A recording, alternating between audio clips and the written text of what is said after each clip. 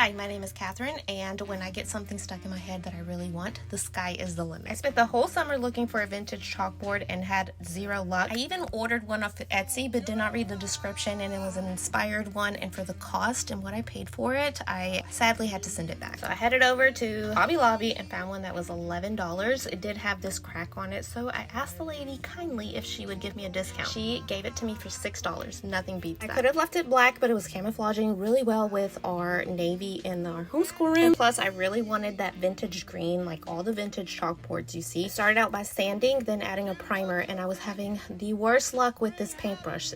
Do not judge me, this thing was disgusting, but I was just trying to make what I had work. Also, not to mention the fact that I am a very messy painter, and then I realized I should really tape the edges. At this point, I had already got some primer on the edges that I had to sand down. Once I got it all taped down and added the first layer of primer, I headed to Walmart to grab paintbrushes because I could not work under these conditions anymore. The primer is probably key just to block out that black because I really wanted that green to pop and show and come in with all its glory. And lucky for me, Amazon has everything, and I was able to find this vintage green on there. It was a little can, but a little bit went a long way. I ended up doing 3 layers, and then by the 3rd layer, it was perfect. Jack also thought the green was a beautiful color and wanted it on his hands. I waited a couple hours before pulling off the tape and actually letting the paint dry before writing in with my chalk. It turned out just how I was expecting, just the way that I wanted it, and I cannot wait to use it for the rest of the school year.